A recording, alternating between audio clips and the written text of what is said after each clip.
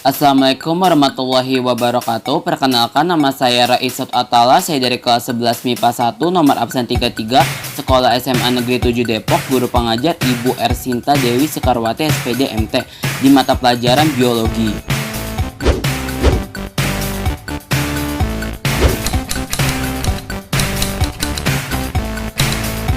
Di sini saya akan melakukan dua eksperimen yang akan menunjukkan difusi dan osmosis dalam konteks biologi sel.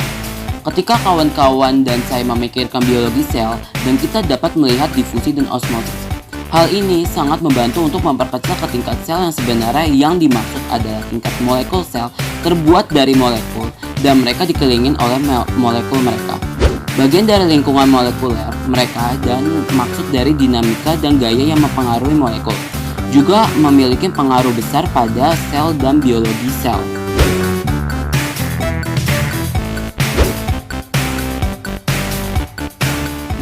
Maka sebelum praktek, saya akan berbicara sedikit tentang difusi.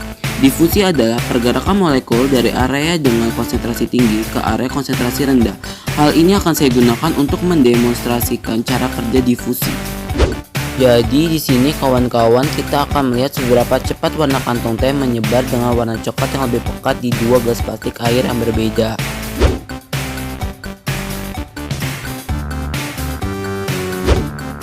Alat dan bahan. Pertama, stopwatch, kedua dua kantong teh, ketiga air panas dan air dingin, dan yang terakhir wadah minum air.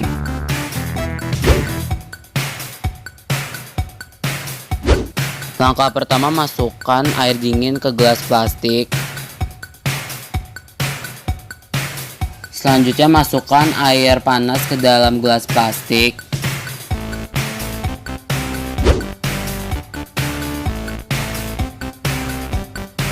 Selepas itu masukkan kantong teh ke masing-masing gelas plastik.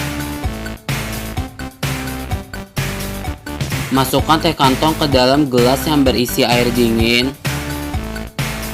Dan masukkan juga teh kantong ke dalam gelas yang berisi air panas.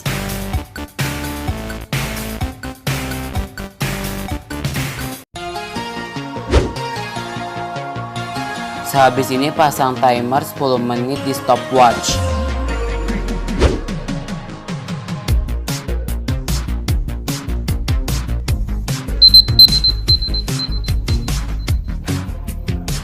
Jadi di sini yang saya lihat sekarang, seperti kawan-kawan lihat, kantong teh bergerak melalui gelas air panas jauh lebih cepat daripada kantong teh bergerak melalui gelas air dingin.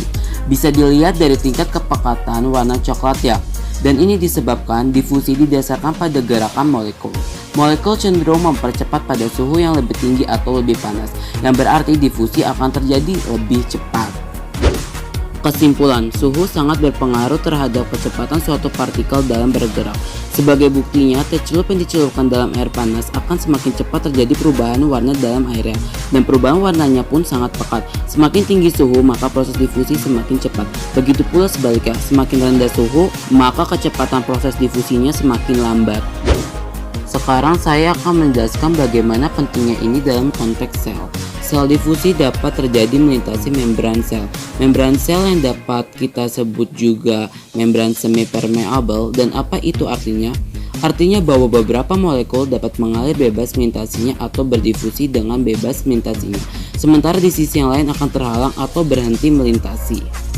Salah satu kriteria terpenting yang akan menentukan sebuah molekul dapat melintasinya yaitu ukuran, sehingga molekul kecil dapat melintasi dengan bebas melewati membran sel, sedangkan molekul besar mungkin terhalang untuk berdifusi melewati membran sel.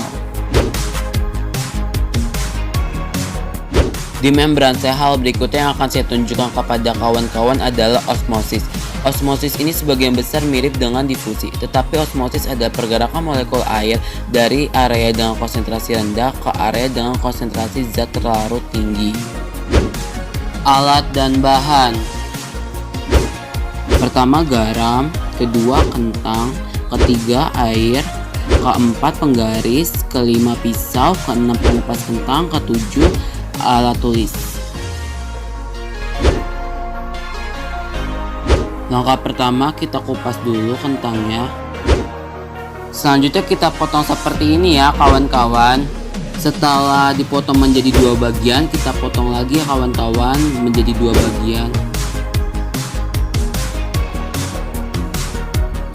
Kita potong kembali menjadi dua bagian ya kawan-kawan.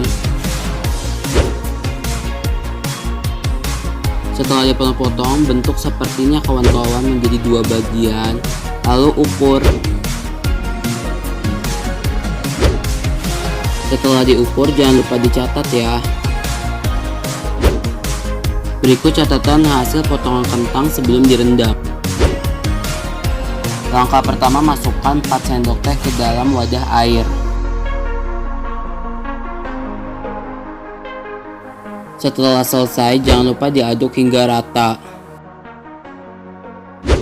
Lanjut, masukkan 2 potongan kentang ke dalam masing-masing wadah air. Setelah itu, buat timer selama 30 menit.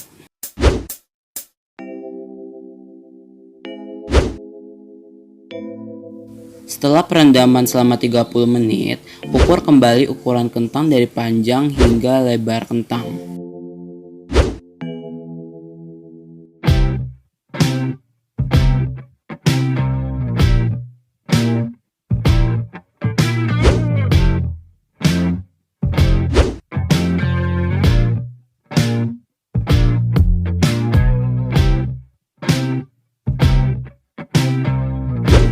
Hasil yang didapatkan selama perendaman 30 menit.